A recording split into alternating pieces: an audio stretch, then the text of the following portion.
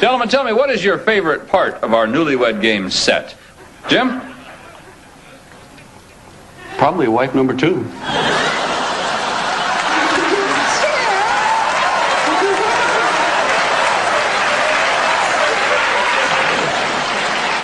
Name a piece of clothing wives buy for their husbands. Halter tops.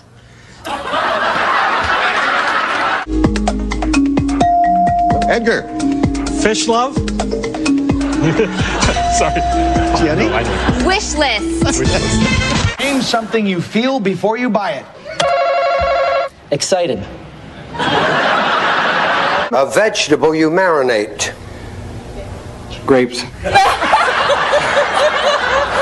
Name something you might buy that could turn out to be phony. Yeah, a horse. The dreaded phony horse gag.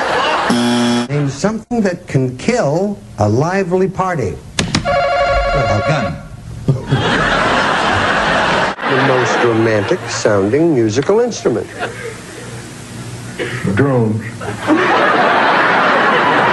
Name something you might accidentally leave on all night. Yes. Your shoes. Name something people take with them to the beach. Turkey. The first thing you buy in a supermarket. Turkey. Food often stuffed. Turkey. Describe these words that begin with the letters S-T-A. Go. Oh, no, I'm sorry. With a knife, I stand. We asked 100 people to name a game you can play in bed. Steve. I Spy. Ice. Something you squeeze. Peanut butter.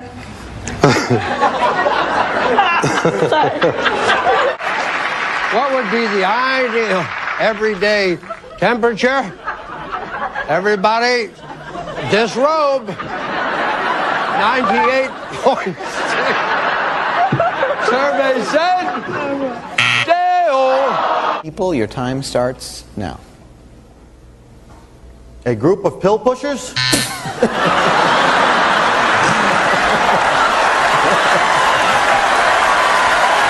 Name a yellow fruit. Orange. Name something that comes in pairs. Fred. Bananas. Oh, God. We asked 100 people to name a famous author. Kenny. Shakespeare. Arthur Shakespeare. Name something that follows the word pork. You pie. Huh?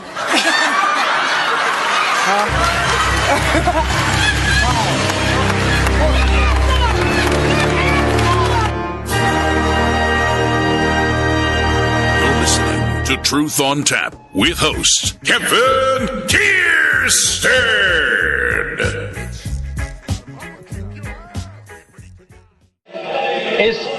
Is that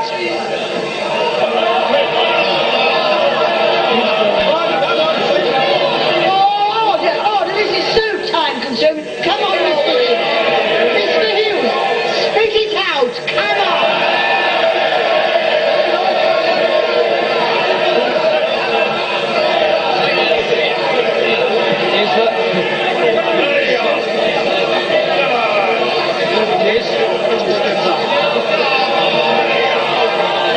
Order! There is no point in waiting for silence. The honourable gentleman is going to get silence. Produce your voice, Mr. Hill. Is that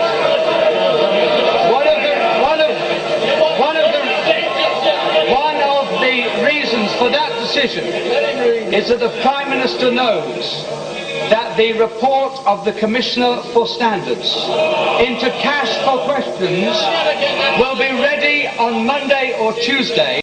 Mr. Speaker, recently a single mother with small children came to see me in Sheffield. She had with her a bundle of letters.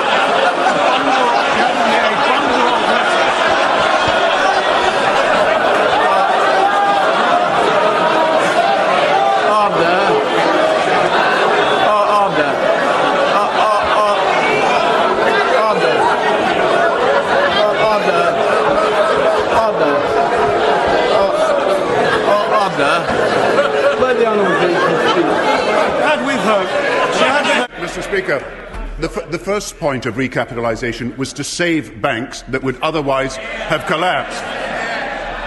And we not only saved the world, saved the banks and saved the banks and led the way. We not only saved the bank.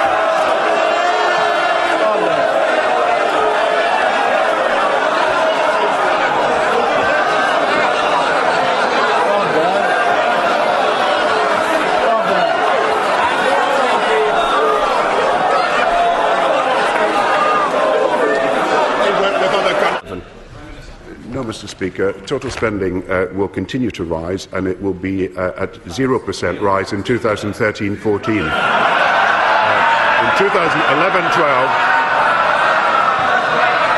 In 2011-12 and 12-13, it will continue to rise. Order. The Prime Minister's answer must be heard. Prime Minister. I think that answer gets 0%. Now, I know how much he likes personalising politics, and I know. Of course, I know how he hates. I know how he hates Punch and Judy politics. When it comes to real policy, when it comes to discussing the long-term future of this country, he is not even in a comes to real policy. When it comes to discussing the long-term future of this country, he is not even. I wish the Shadow Chancellor would occasionally shut up and listen to the answer. I don't know whether.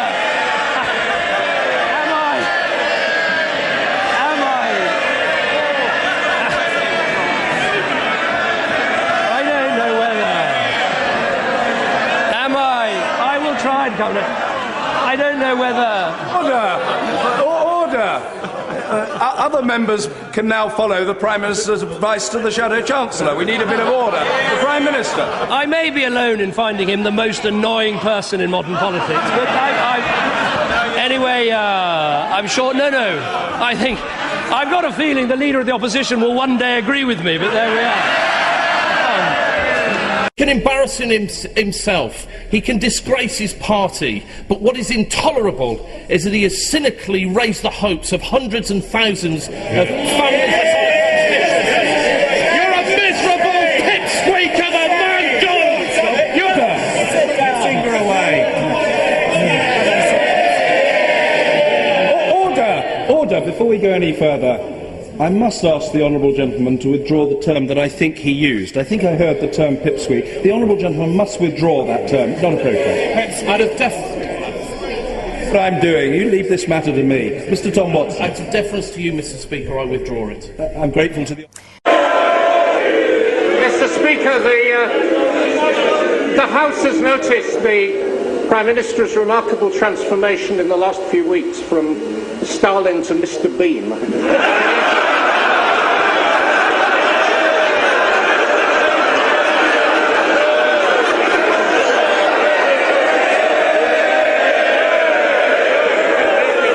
The Prime Minister talks about salesmanship. We all know his brilliant salesmanship. This is the man that sold gold at the bottom of the market. That's the problem with the Prime Minister. He's got nothing to sell and he's useless at selling it. And while we're at it, I've got a bit more advice for him. This is the Prime Minister who went on American Idol with more makeup on than Barbara Cartland. This is the Prime Minister who sits in number 10 Downing Street.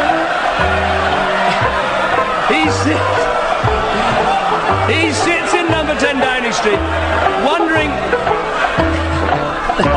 Order. Leader of the opposition. He sits in number 10 Downing Street, waiting for Shakira to call, waiting for George Clooney to come to tea. I got a bit of advice from him. Why doesn't he give up the PR and start being a PM? For the EMA debate today, historically they have been vexed about how to pay for the EMA scheme. Madam Deputy Speaker, if we are to have a credible debate, I apologise, it is my tie to support the campaign against bowel cancer that was making that noise, Madam Deputy Speaker. It is a musical tie that they were giving out. Order. Perhaps next time the gentleman will be more selective in the ties that he wears. in the chamber, and then we won't need the musical accompaniment. Your words of wisdom, Madam Deputy Speaker, are taken on board, and I apologise to you. If we are to have a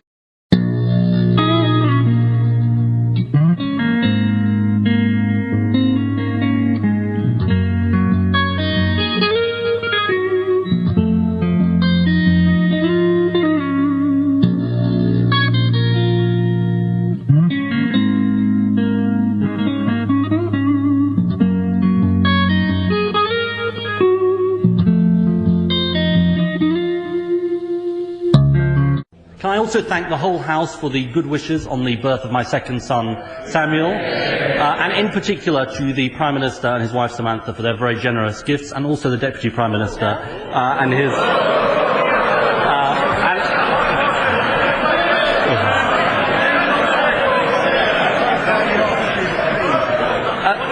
I'll keep the gift secret. Well, let me welcome the right honourable gentleman back and congratulate him again on the birth of baby Samuel.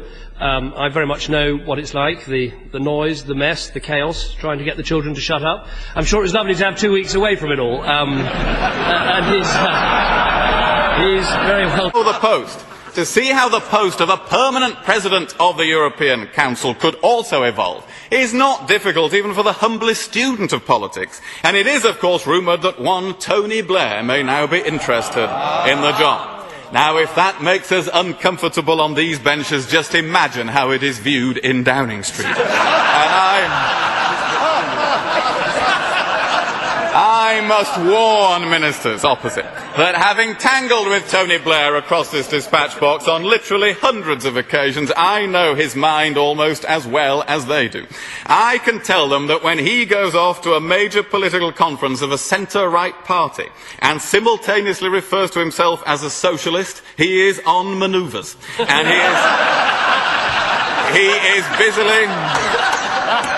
he is busily building coalitions as only he can. And we can all picture the scene at a European Council sometime next year. Picture the face of our poor Prime Minister as the name of Blair is placed in nomination by one President and Prime Minister after another. The look of utter gloom on his face. The nauseating, glutinous praise oozing from every head of government. The rapid revelation of a majority view agreed behind closed doors when he was as usual excluded. Never would he regret more no longer being in possession of a veto. The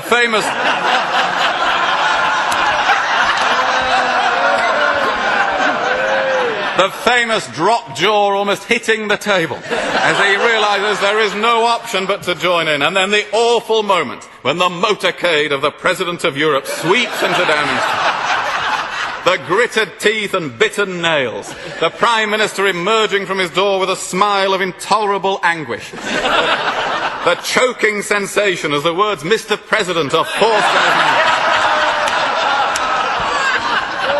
mouth. And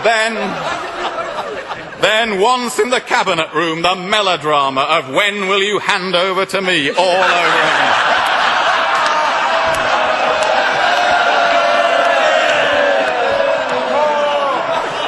There is, of course, a serious point here, Madam Deputy Speaker.